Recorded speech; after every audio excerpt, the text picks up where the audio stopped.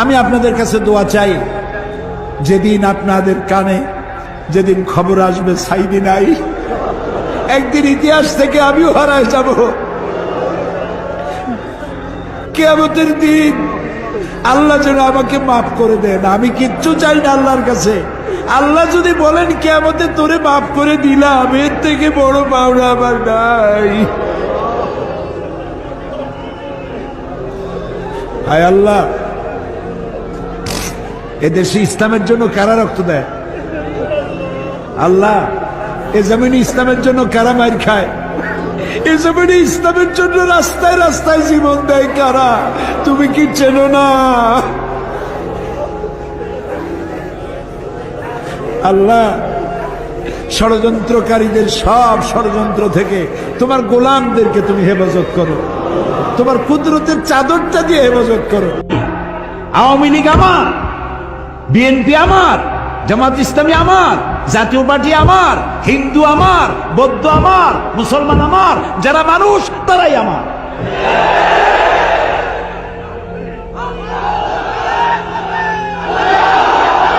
কাজী কাউকে শত্রু না বানাইয়া বন্ধু বানাতে চেষ্টা করো, বন্ধু বানাতে চেষ্টা করো। মানুষকে ভালোবাসা দিয়ে যা করা যায়, শাসন করে তা করা যায় না।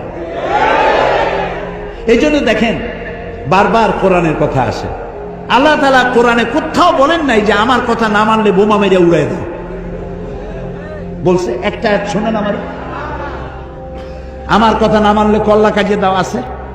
বরং কল্লা কাটার ব্যাপারে আল্লাহ বলেছেন, একটি মানুষকে যদি কেউ হত্যা করে ফাকান্নামা কাতালান নাসা জামিআ, যদি কেউ একটি মানুষকে হত্যা করলো সেজন্য সারা পৃথিবীর সব মানুষকে হত্যা করলো।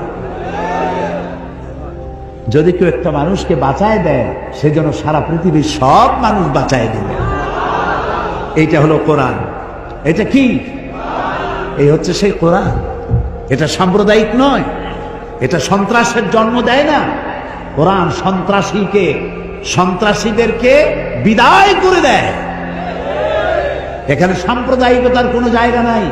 নবী করিম সাল্লাল্লাহু আলাইহি সাল্লাম মদিনায় প্রবেশ করে সর্বপ্রথম ইসলামের চরম দুশমন ইহুদিদের সাথে এগ্রিমেন্ট করেছিলেন, চুক্তি করেছিলেন। এটা ঐতিহাসিক সত্য নয়? অথচ ইহুদিদের হাত দিয়া হাত নবীদের রক্তে রঞ্জিত। বহু নবী তারা জবাহ করেছে। জাকারিয়া আলাইহিস সালামকে করাত দিয়ে চিরে দ্বিখণ্ডিত করেছে ইহুদিরা। কাজে মানুষকে আপনি শত্রু ভাববেন কেন? হিন্দুর বাড়িতে যদি কেউ অসুস্থ হয়, আপনি 1 কেজি আপেল নিয়ে যান এবং তাকে 1 কেজি আপেল দেন। আপনি বলুন, স্রষ্টা আপনার ভালো করুন, আপনার জন্য দোয়া করি, আশীর্বাদ করি। বলতে তো কোনো ক্ষতি নেই। সে বুঝলো যে মুসলমান এরা সাম্প্রদায়িক না। আমার বাড়ি যেখানে গতকালও বলেছি যে হিন্দু অনেক বেশি, আমার প্রতিবেশী বহুত হিন্দু আছে। ঈদের দিন তারা আমার বাড়িতে এসে, আমার গরিবখানায় এসে তারা পায়েস খায়, সেমাই খায়। আমি এমপি থাকাকালীন মসজিদও বানাইছি, তাদের মন্দিরও বানাইছি। আমার বাপের টাকা দিয়ে তো বানাইনি, সরকারের কাছ থেকে টাকা নিয়েছি, বানাই দিয়েছি। শত্রুতা কেন করবে? আমার এ ঘর ভাঙ্গিয়াছে যে বা, আমি বাঁধি তার ঘর, আপন করিতে ঘুরিয়া বেড়াই, যে করেছে মরে পর। কাজে মানুষকে ভালোবাসতে শিখুন, মানুষকে ভালোবাসা দিন, তাহলে মানুষগুলি দিনের পথে চলে আসবে।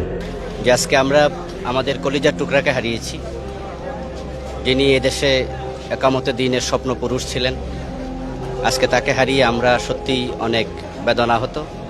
আমরা দোয়া করছি তার জন্য, আল্লাহ তাআলা যেন তাকে শাহাদাতের মৃত্যু হিসাবে মৃত্যুকে কবুল করে, আমিন।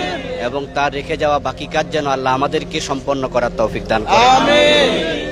এবং এই সবুজ বাংলায় কোরআনের আইন কায়েমের মাধ্যমে তার জুলমের প্রতিশোধ আমরা নিতে চাই, ইনশাআল্লাহ। আমরা কোনো হানাহানি প্রতিশোধে বিশ্বাসী নই।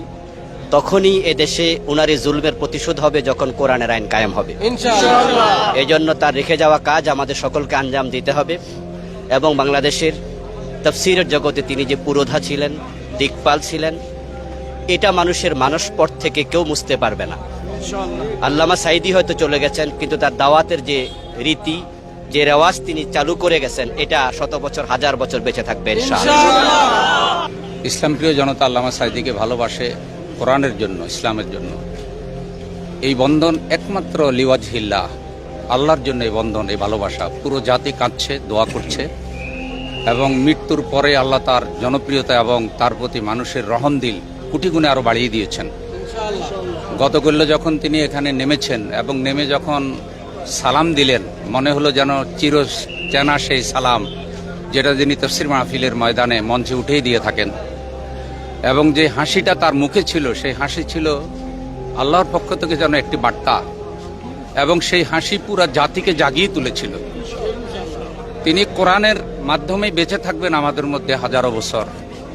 একজন আলেমের মৃত্যু মানে গোটা জগতের মৃত্যু। আমরা আসলে এই প্রবাদ বাক্য সারা জীবন শুনে এসেছি, কিন্তু আজকে আমরা নিজেরা স্বচক্ষে দেখতে পেলাম যে সত্যিকারই কোরআনের একজন মুফাসসিরের মৃত্যুতে আজকে গোটা দুনিয়া কাঁদছে। শুধু বাংলাদেশ নয়, এ জাতি শুধু কাঁদছে না, গোটা পৃথিবীর মানুষ কাঁদছে। আমরা সত্যিকারই এদেশের মানুষ কোরআনে কারিমের তাফসিরের যে প্রকৃত স্বাদ, এটা আল্লামা সাঈদী রাহিমাহুল্লাহ তাআলা তার তাফসিরের দ্বারাই কিন্তু পেয়েছেন।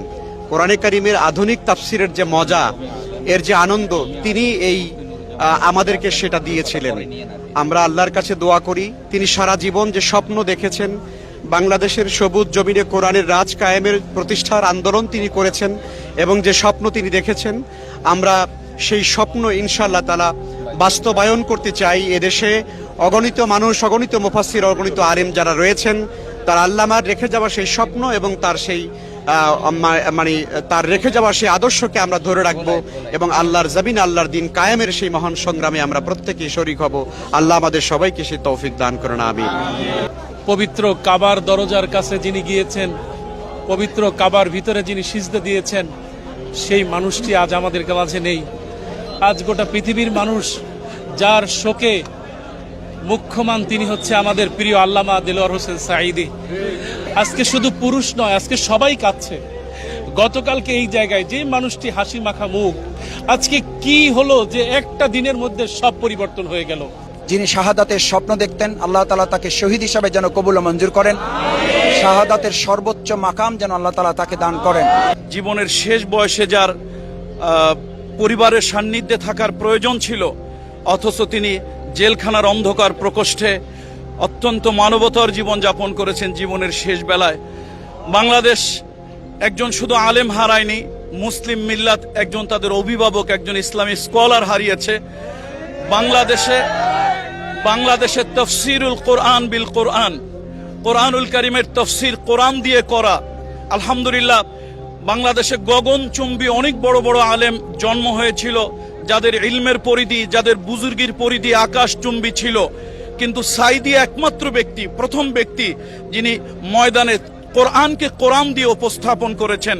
আমাদের বুজুর্গরা, আমরা তাদের প্রতি শ্রদ্ধা রেখে বলবো, আমাদের সম্মানিত বড় বড় উলামায়ে কেরাম, তাদের প্রতি শ্রদ্ধা রেখে বলবো, তারা সব সময় ওয়াজ মাহফিলে জনগণের কাছে শের আশআর দিয়ে কোরআন হাদিস বুঝানোর চেষ্টা করেছেন, ইসলামী বক্তব্য তুলে ধরেছেন।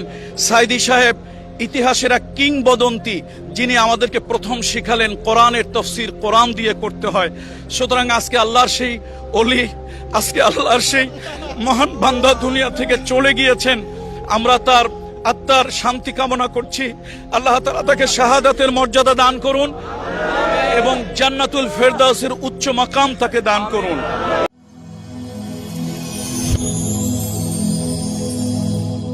Rose TV 24. Enjoy by listening to the Holy Quran.